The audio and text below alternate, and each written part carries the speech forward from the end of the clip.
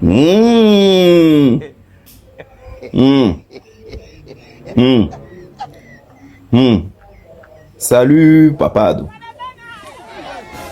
C'est ton fils. Papa, il vient ce matin car j'ai plein de choses à te dire aujourd'hui là. J'ai vraiment plein de choses à te dire. Bon, papa, à notre grande surprise, on dit non, tu as dissous le gouvernement. C'est-à-dire les gars là, ils ont tous démissionné. Donc, normalement,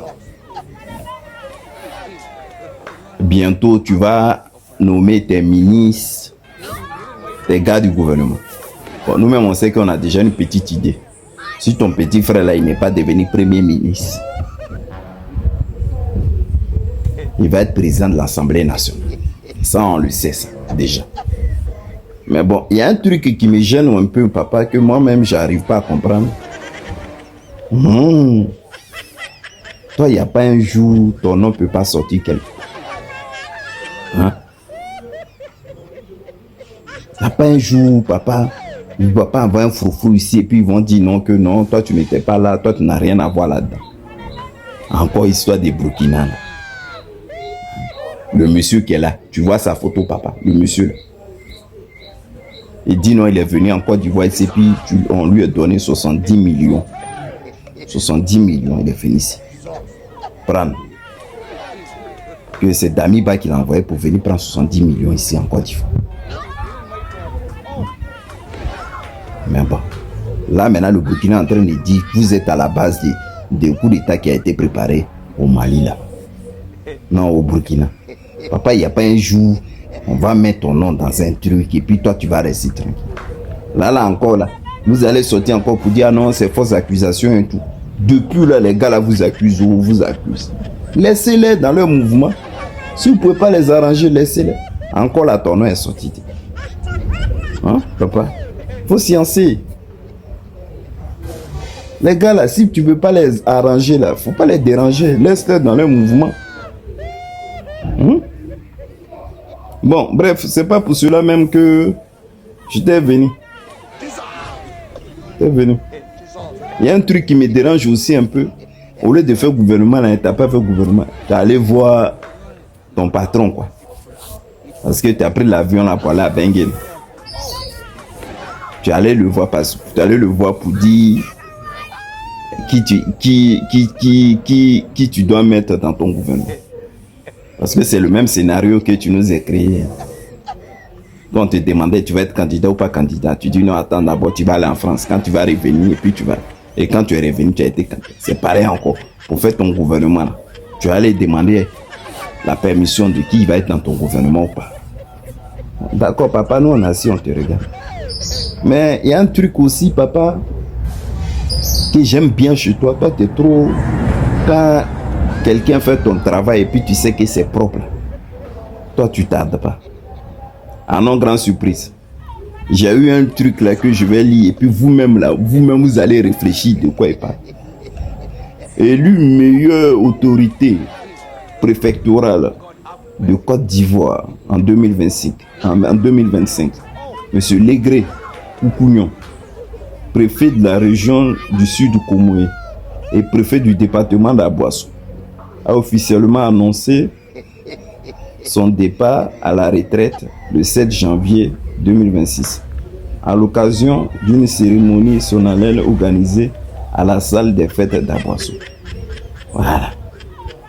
Donc, tu as fini de faire il a fini maintenant de faire son travail que tu l'avais donné. Parce qu'à Boissou là, vous-même vous savez, non? Quand il y a les présidentielles là, vous-même savez comment ça s'est passé. Maintenant, on lui donne les tableaux d'honneur avant qu'il aille à sa retraite. Quand lui, il a fini maintenant de faire son travail, chicoter les gens, pendant les élections, attraper les gens pour mettre en prison là maintenant.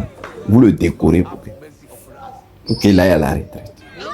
Bon, monsieur Legré Koukounion, bonne retraite. J'espère que ça va être bien sous ta conscience.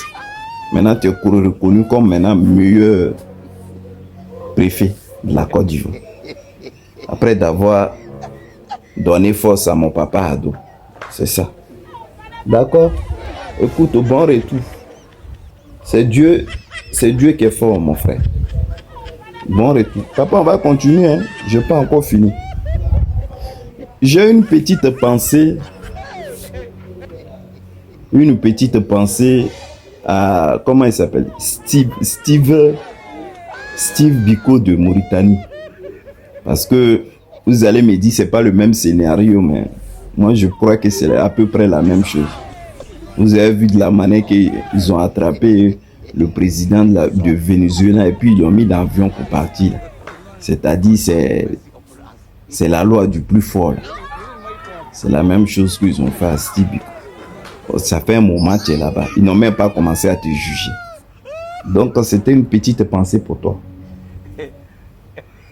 Sois fort, mon frère. Mais un jour, il fera jour. Parce que le gouvernement que nous voyons là, nous-mêmes, on ne sait même plus où on met les pieds avec eux. Hein? Sois fort. Mais bien avant de finir, moi-même, souvent même quoi, je ne sais pas l'opposition là, quel problème. Aujourd'hui là, moi je m'adresse à Thiam. Parce que tu as dit un truc que, en fin de compte, il ne voit même pas le changement qu'il y a eu. Voilà ce que tu disais. Voilà ce que tu disais. Tu disais, si le PDCI ne participait pas aux élections législatives, le pays serait plongé dans le chaos et serait devenu ingouvernable. Voilà la première parole qu'il a dit. C'est-à-dire, toi-même, tu as eu présidentiel. Les gars ont lutté pour qu'on puisse mettre ton nom sur la liste électorale. Toi-même, tu as vu, c'était un échec total. Jusqu'à ça t'a conduit en exil. Bon, des gars des PDCI là, je sais que eux, ils se sont dit, ils n'ont pas envie de perdre leur poste. Parce que c'est de ça qu'ils se nourrissent et tout. On connaît comment ils sont. Donc, ils ont dû te mettre la pression. Tu as dit non qu'à l'eau législatif. Mais toi-même, tu as vu RDL. Le pays, il y a longtemps que le pays est ingouvernable, est devenu ingouvernable. Il y a longtemps, le RDL. Ils font ce qu'ils veulent. Mais tu les as forcés maintenant à aller au législatif. Toi-même, tu as vu maintenant ce qui s'est passé là.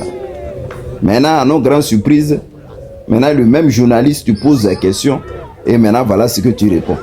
En effet, la participation du PDCI n'a rien changé. La configuration de l'Assemblée nationale, le RHD détient toujours la majorité absolue. De ce fait, l'opposition n'a pas son mot à dire à l'Assemblée nationale, malgré la participation du PDCI. Ah, d'accord. Donc, ils les avaient envoyés en pâturage, comme ça. C'est-à-dire, ce n'est même pas ta politique là, mais tu l'as fait. C'est pas la comédie que joue. Hein? On dit ne même pas y aller. N'allez pas. Pour ne pas qu'on donne de plus de crédibilité à ces gens-là. Il ne faut pas y aller. Mais tu as voulu forcer à y aller. Tu as voulu forcer. Voilà, maintenant, totale humiliation. Maintenant, eux là, ils vont décider comme ils veulent. Hein. Parce que lui, il est en train de préparer sa loi. Il faudrait que son petit frère, là, dans sa tête, là, on monte, on descend, il soit président. Ou demain, s'il arrive, de la manière qu'il a fait pour Bédier, là, il pense que c'est ce qu'il est en train d'organiser pour faire. Maintenant, là, ce que lui vous demande, c'est pas trop. Il dit en genou, vous puis demandez-lui pardon. Bon, il y a deux de tes gars là qui ont demandé pardon. Là. Et puis, ils ont mis maintenant truc judiciaire sur lui, mais on l'a libéré. Lui ne peut plus parler. Il y a deux, ils ont fait sortir. Donc, c'est dans ça. Hein. Toi-même, là, à un moment, j'ai entendu que tu étais en train de négocier ton retour. Bon, ton grand frère ou ton petit frère, ouais, RDF, ton ouais. Donc d'ici là, on va voir que tu vas réapparler, tu vas descendre en Côte d'Ivoire. C'est quel genre de politique, ça? On ne peut pas compter sur vous, les PDCI. Et puis quand on parle un peu seulement, vous dites, ah oui, nous ne sommes pas les gens de trucs. C'est-à-dire vous-même, si on compte sur vous, là, on est foutu. On est foutu. Papa Ado, tu as raison. Ah. C'est toi qui as raison. Qu'est-ce que tu veux qu'on dise? À part ça, là. Les gens même qui sont en face de nous, ils ne sont pas crédibles. Donc chaque jour, tu vas nous framponner comme ça. Et puis on ne peut rien dire. Tu as raison. Je voulais te dis ces petits trucs-là, papa. Donc, je te dis bonne journée. Bisous, papa.